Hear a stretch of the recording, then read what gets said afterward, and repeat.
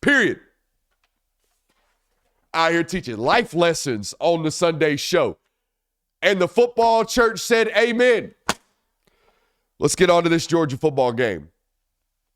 Georgia escape, as we call it on this channel. Georgia escapes Georgia Tech in 8 overtimes. I think it goes without saying that is the greatest football game that I've ever been to or been a part of in my entire life.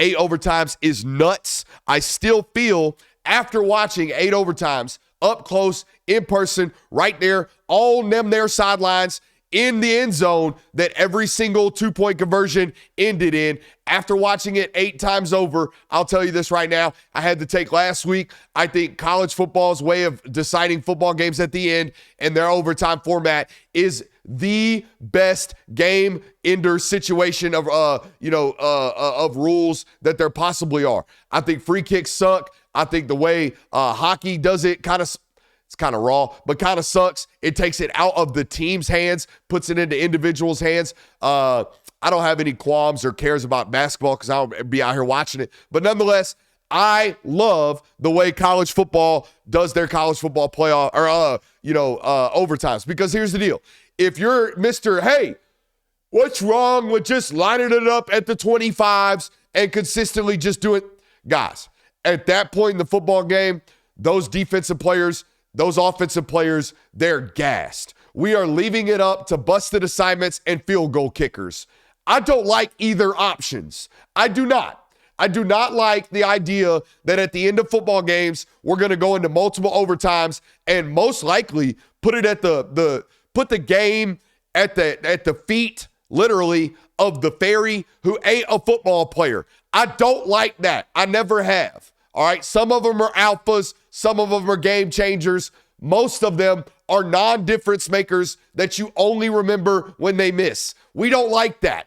I don't like that games get decided or could potentially get decided by those guys.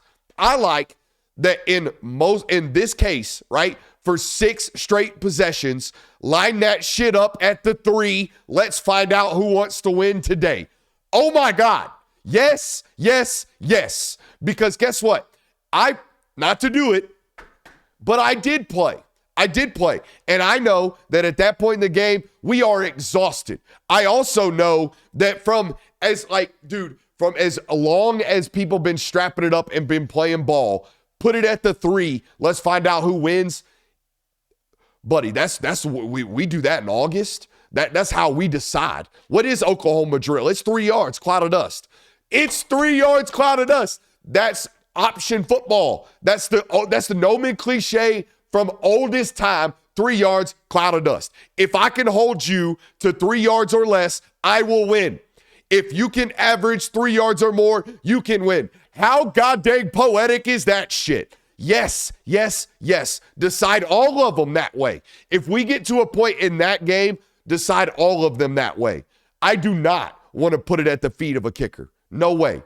Line it up at the 3. Let all 22 starters decide to fight for them 3 yards. Give me that over. Oh, my God, yes. It's perfect. All right, so let's talk about the game. And I want to preface this analysis with this right here. I have not watched the film. I haven't received it. I haven't gotten it. We ain't watched the coach's copy yet. But Georgia put up 405 yards of total offense and 27 points in the second half, despite only having 22 minutes of time of possession.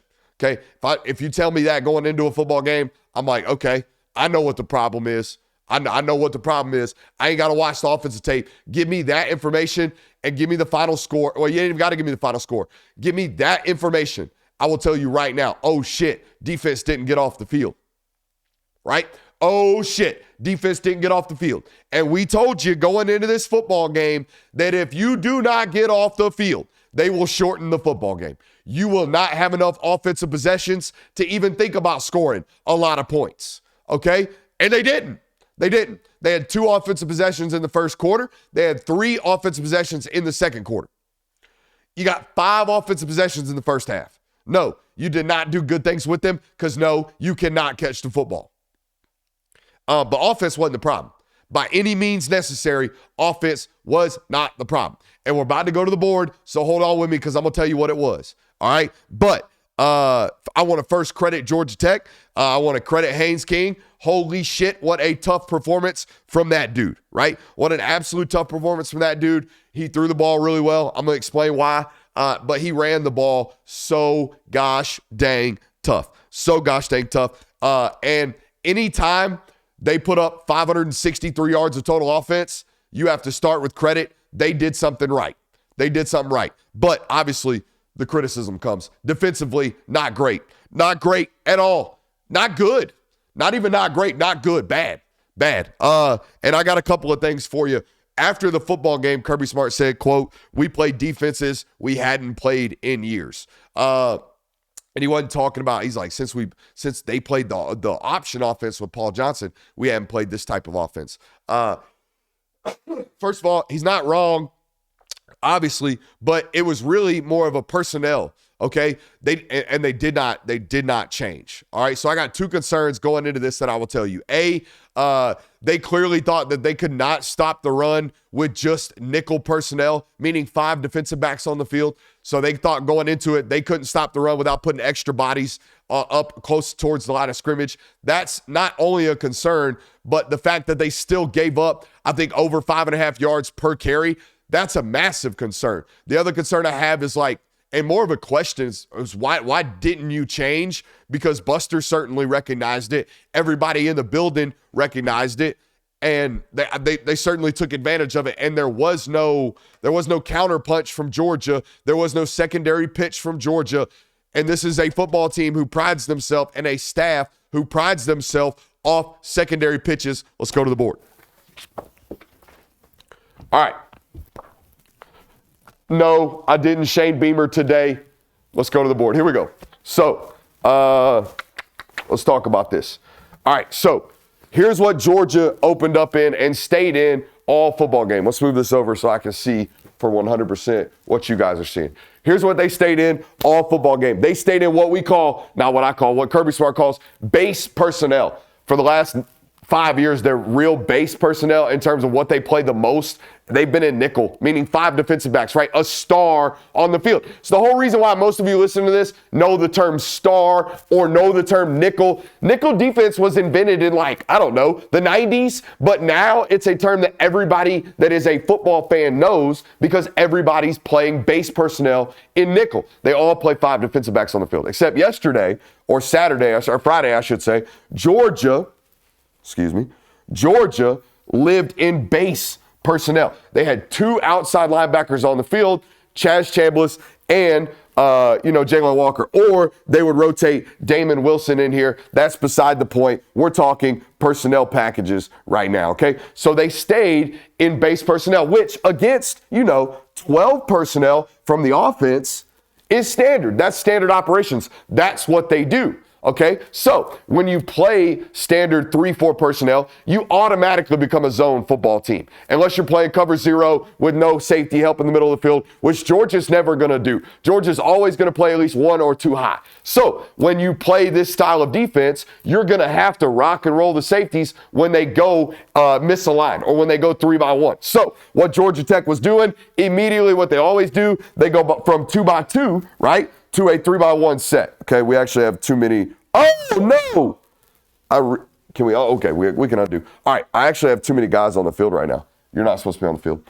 All right, so when this happens, all right, when they roll, players, okay, safeties have to roll, right? Which means we're playing some type of, middle field open. Now middle field's closed. But most of the time they were playing zone coverages, which most of the time were playing cover 3, which if you've studied this channel long enough, you know that the alleys in cover 3, the vertical seams in cover 3 are really, really vulnerable, as are the flats in cover 3. So if you're sitting there wondering Saturday's man, Our passing game, our passing defense is terrible today. Why are we giving up so many vertical shots or areas or balls in the middle of this area of the field or this area of the field or this area of the field on Saturday? Well, it's because you were stuck having to play this type of zone coverage against their offense. Now, here's what was really confusing to me. all right, because they're playing 3-4 personnel most of the football game. All right, and as an offensive coordinator on the other side from Buster Faulkner's end, right? By the way, I have no idea if this is going well because I can't see comments. I'm all by myself in here. Anyways, what was really weird is when Georgia Tech, okay, went 11 personnel, you stayed in 3-4 personnel, okay, which meant Buster was going to live in it. The reason they threw for 300 yards on Saturday is because when they went 11, meaning they got 3 wide receivers on the field and 1 tight end, you stayed in 3-4 personnel, which meant either, Jalen Walker was now having to run. Think of this instead of being an H-back, think of that being that Nick Singleton cat, right? Now, instead of that being, a tight end running out here in space against this guy, now we motion him over and run him out in this quick arrow, all right, and we run him up. And now all of a sudden we got a wide receiver with the ball running on space, okay, against a player like Jalen. Okay, and that's a mismatch. And guess what? There was no pitch. So you allowed Buster and those guys to get really, really comfortable on the offensive side of the football. And that, to me, again, concerning, but just weird. Just something that over the years I have not seen from the University of Georgia on the defensive side of the football. I hope you guys enjoyed that. I hope that all made sense. Based off what it looks like from the chat, it looks like it does. If you guys like that, the board talk X's and O's, if that made sense, if I talked to you, not down to you or over you, hit me with some, give them 3 right there in the chat. I got to go move the confidence monitor backwards or back to where it was because I don't like the way it looks. So here we go. Impromptu Brooks walking into the screen. Dun-dun, dun-dun. Oh, ah. All right. Let's get back to the notes.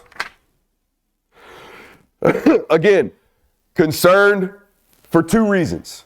Okay, concerned for 2 reasons. 1, where was the changeup, bro? Where was the mix? Why at some point was there no adjustment to at least and maybe there was no adjustment because you still couldn't stop the run. So if you can't, and that's the whole answer. So I don't have 2 questions. I got one. I got 1 concern. You couldn't stop the run with heavy bodies. That's a problem. That's a problem. I don't know.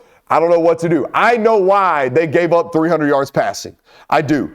I don't know why they were like, hey, shit, if they throw it on us today, they're going to throw it on us today because we're dedicating bodies to stop the run. That's fine. I understand the philosophy. The concern is not the 300 yards passing. The concern is that they gave up 5.5 yards per carry whilst doing everything they can to stop the run. That's a problem. That's a big problem. Okay? We'll go to the tape to figure out why actually it happened. Okay?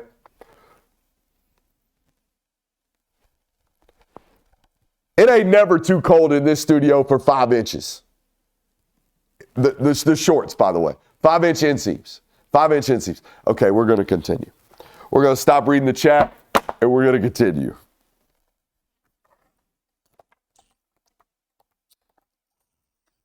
Oh, I know. We can't talk about this football game without saving the whales. Should we save the whales? You guys want to save the whales right quick? Let's fuck around and save the whales. I heard there was a whale that washed up on the beach the other day. Oh, guts out in Alaska. In Alaska.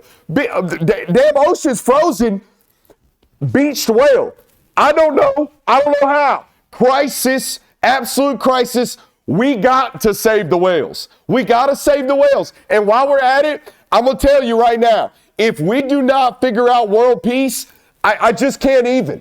I literally cannot. I cannot even. When I'm commissioner of the world, we will have world peace. We will. Let's save the whales, shall we, boys? While we're at it, pay the teachers. I heard some bitching about referees today. I heard some bitching about referees today. Guess what? We finna cook. I heard some bitching about a missed targeting in this football game. So folks on social media out here talking about Dan Jackson with a targeting. Oh my God. Can you believe this physical ass football play on 4th and 1 up inside the box with a mobile quarterback and a running quarterback who at the time had 100 plus rushing yards, all quarterback power read, a very physical play. Hoops to thunk that a defensive player would have been physical. Forced fumble. Oh my God. Swinging play. Massive, massive moment changing play. Hoops to thunk. People would be complaining about a targeting. Guys, big play, by definition of the law, definitely targeting.